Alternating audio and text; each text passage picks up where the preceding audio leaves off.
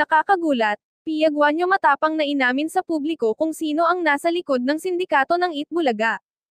Tila ngayong araw nga lang November 9, 2025 lumantad na sa publiko ang television presenter at dating co-host ng Itbulaga na si Liana Pia Coronado Guanyo also known as Pia Guanyo, matapos magsilabasan ang ilang mga revelasyon mula sa kanyang mga kasamahan sa Itbulaga patungkol sa isyu at baho nila Vic Soto, Tito Soto at Joey De Leon na mas kinikilala bilang TVJ sa segment ng Itbulaga.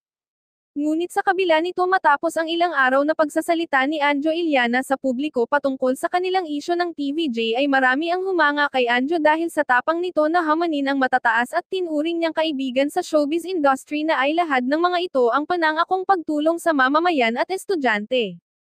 Sa kabila nito marami na nga ding speculation at haka-haka ang naglalabasan matapos magkabulgaran ng baho ang TVJ kaya naman sa pagkakataon na ito ay marami na nga ding ka-co-host nito ang naglakas loob na magsalita dahil sa pagkaawa ng mga ito kay Anjo, dahil sa pinagtutulungan na nga daw ito sa social media maging sa personal nitong buhay na mga fans ng TVJ.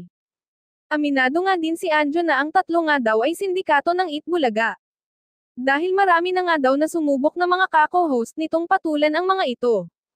Ngunit ni isa ay walang nagwagi, ngunit malakas nga ang kapit ng tatlo sa management ng Itbulaga kaya konting paawa at sinasabi ng mga ito ay agad-agad na kinakampihan ng mga ito ang TVJ, dahil mayroon nga daw na utang na loob ang management ng Itbulaga sa mga ito, dahil tanging TVJ lamang ang nakakapagbigay buhay sa naturang noontime show, at ayon pa daw sa mga ito kung wala daw TVJ ay walang kwenta ang kanilang show.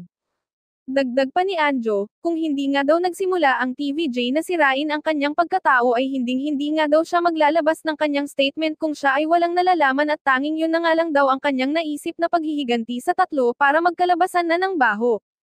Sa pagkakataon na ito ay hindi nga din nakapagpigil pa ang kaibigan nitong si Pia Guanyo na maglabas ng saloobin at sumang-ayon din sa binabatong paratang ni Anjo mula sa TVJ.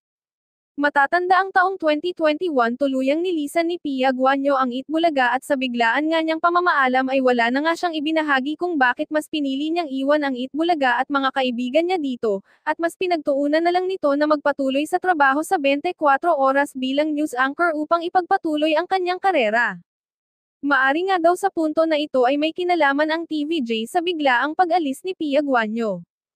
Ayon kay Pia, actually ngayon ko lang ito gagawin at ngayon lang ako magsasalita kung anong nalalaman ko. Yes, isa po ako sa naging biktima ng TVJ and it's a worst part of my life kasi tinuring ko silang mga tunay na pamilya at sa huli tinrader nila ako na parang hindi nila ako kinikilala, pinagkaisahan at ginamit nila ako at tuluyang pinatalsik, sobrang sama nila sa akin at yun ang hinding-hindi ko makakalimutan.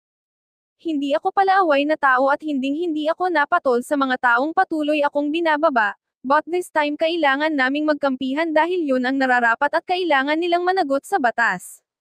Matatandaan sa kaalaman ng marami na isa si Pia Guanyo sa ex-girlfriend ni Vic Soto at usap-usapan pang naanakan umano ito ng aktor at hindi nito pinanagutan, at ito na nga din daw ang hudyat kung kaya't bigla na ding nawala ang co-host actress sa Itbulaga.